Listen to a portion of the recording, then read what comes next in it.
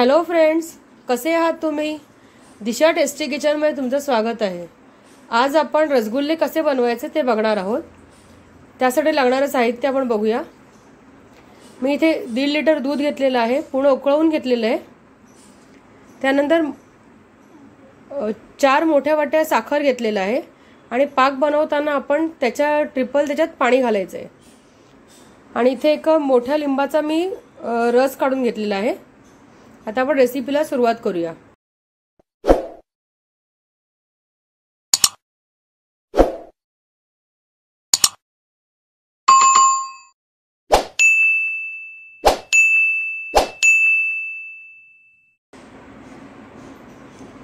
हे उकळवलेले दूध मी 2 मिनिटं फक्त यातली वाफ गेल्यावरती यात लिंबाचा रस घालून घेते। सुरुवातीला सगळा घालून घ्यायचा नाहीये आणि आपण ढवळून घेऊया दूध। दूध फाटेपर्यंत आपल्याला थोडं थोडं करून लिंबाचा रस ऍड करायचा आहे त्यात।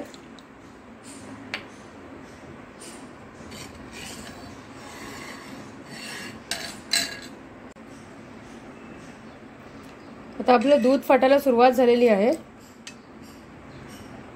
आता उरलेला लिंबाचा रस मी तसाच ठेवून देते, ह्याच्यात आता घालायचा नाहीये।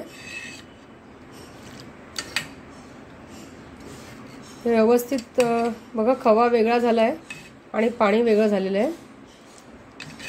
आता आपण हे गाळून घेऊया। आता मी हे गाळून घेते आहे। एका पातेल्यावर मी चाळणी ठेवली आहे आणि त्यावर एक पातळ कपडा ठेवलेला आहे। जो आपण कपडा घेऊ तो एकदम पातळ असणं गरजेचं आहे। त्यात मी ते सगळं मिश्रण गाळून घेते।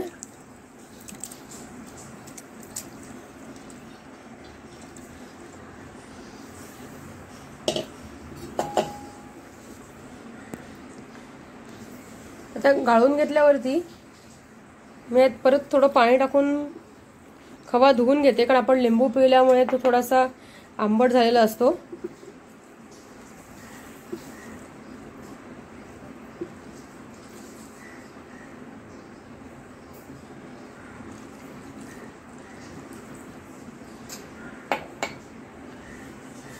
आणि परत हे एकदा गाळून घेते। असं आपल्याला 2 ते 3 वेळा करून घ्यायचं आहे।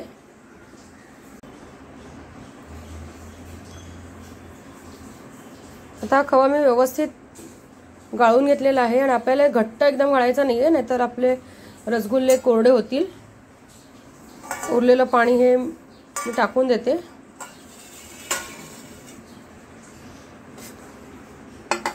आता खवा मी एका प्लेटमध्ये काढून घेते।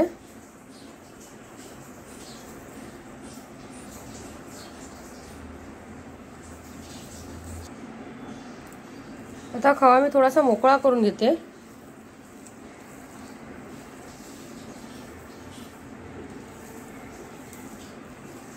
खूप कमी साहित्यात बनणारी स्वीट्स आहे।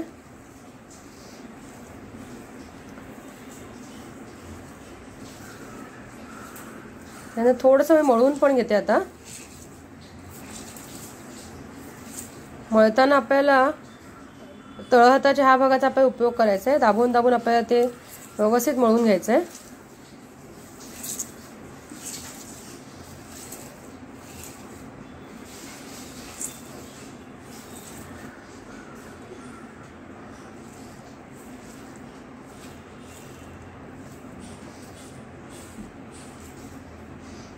आता मी याच्यात एक छोटा चमचा कॉर्नफ्लॉवर घालते।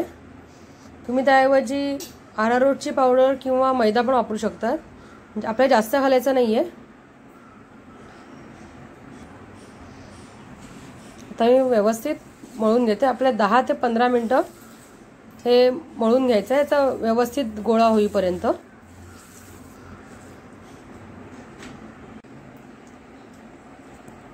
आपला आता हा गोळा व्यवस्थित मळून रेडी आहे। बघू शकता किती सॉफ्ट झालेला आहे। आता आपण याचे गोळे करून घेऊया, पण त्याआधी तोपर्यंत आपण ह्याचा पाक पण बनवूया। मी गॅसवर कढई ठेवलेली आहे, त्यात मी साखर घालून घेते आणि आता ह्याच्या डबल आपण पाणी घालूया।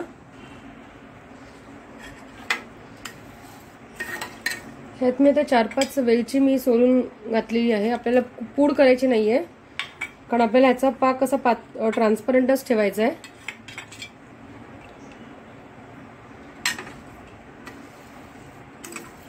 पूड घातली की पाकाचा रंग थोडा बदलतो. आणि मी 4-5 थेंब याच्यात व्हॅनिला एसेन्स घालते. रोज एसेन्स पण तुम्ही वापरू शकता.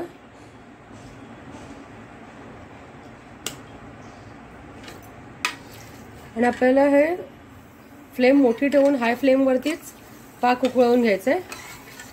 तोपर्यंत आपण आता इथे गोळे करून घेऊ रसगुल्ल्याचे.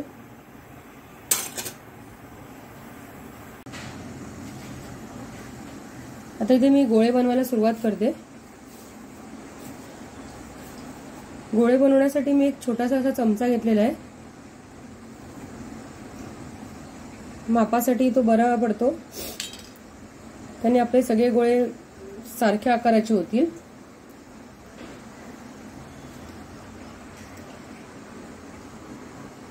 हे बघा, आणि याला क्रॅक पडणार नाही ह्याची काळजी घ्यायची आहे. क्रॅक पडले की रसगुल्ले जे आपण पाकात सोडू तेव्हा त्याला भेगा पडतील, मग ते फुटायला लागतील.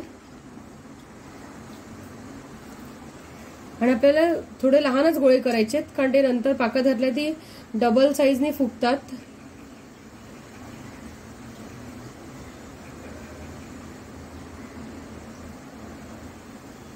हे बघा, सारख्या आकाराचे गोळे होतात. ह्याच पद्धतीने मी बाकीचे गोळे बनवून घेते. आता आपले गोळे करून रेडी आहेत. पाक उकळतच आलेला आहे, पण आपल्याला पूर्ण बुडबुडे पण उकळवून घ्यायचं आहे. तोपर्यंत मी हे गोळे झाकून ठेवते ओल्या फडक्याने.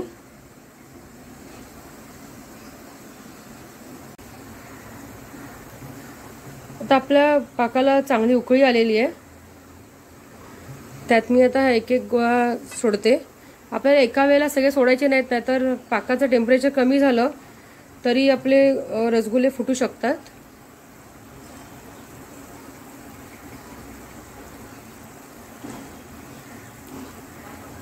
इथे मी 1.5 लिटर दूध घेतलं होतं.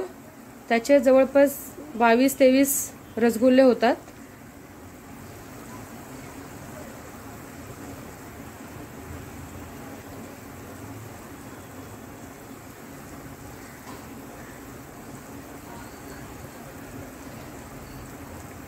पाक बनवण्यासाठी जे आपण भांडं घेणार ते पण खूप महत्त्वाचं आहे.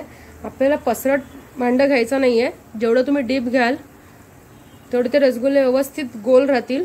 नाहीतर कधी कधी असा अनुभव होतो काही ना की जेव्हा ते रसगुल्ले फुलतात तेव्हा ते चपटे होऊन जातात. त्यासाठी आपल्याला खोलगट भांडंच घ्यायचं आहे.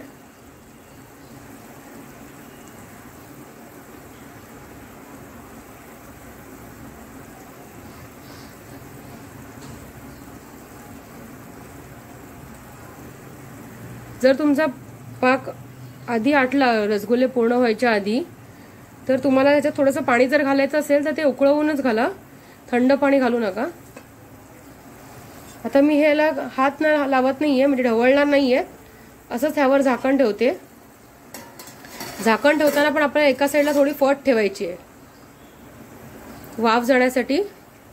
आणि 5 मिनिटांनी मग मी परत एकदा चेक करणार आहे. 5 मिनिटं झालेली आहेत.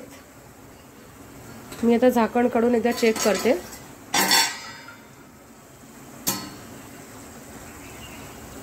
आपले रसगुल्ले व्यवस्थित फुललेले आहेत.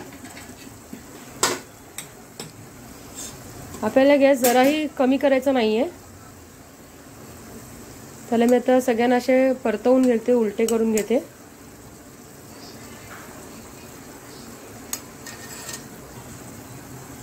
सर्व रसगुल्ले ते मी परतवून घेतले. आता परत मी यावर झाकण ठेवते मगासारखं. फट ठेवलेली आहे आणि परत आणखीन 5-7 मिनिटं मी परत हे उकळवून घेते. आता अजून 7 मिनिटं झालेली आहेत. मी परत एकदा चेक करून घेते.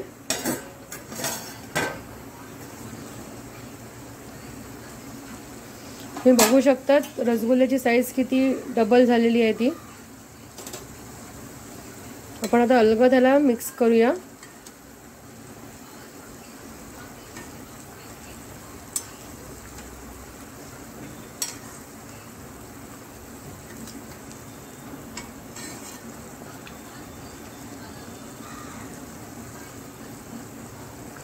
आता आणखीन शेवटची 5 मिनिटं आपण परत झाकण ठेवून उकळवून घेऊया.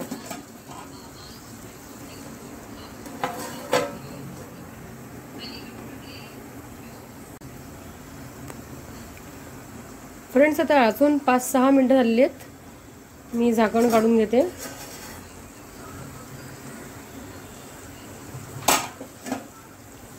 आणि आता मी गॅस बंद करून घेते. आता हे रूम टेम्परेचरला आल्यावर मी सर्विंग बाउलमध्ये काढते आणि फ्रीजमध्ये थंड करून घेते. फ्रेंड्स, आपले रसगुल्ले आता खाण्यासाठी रेडी आहेत. तुम्ही बघू शकता किती सॉफ्ट झालेले आहेत ते. हे बघा, एकदम स्पंजी आणि सॉफ्ट झालेले आहेत. तुम्हाला कसा वाटला आजचा व्हिडिओ? आवडला असेल तर लाईक करा, शेअर करा, चॅनलला सबस्क्राईब करा आणि बेल बटनला क्लिक करा. थँक्यू.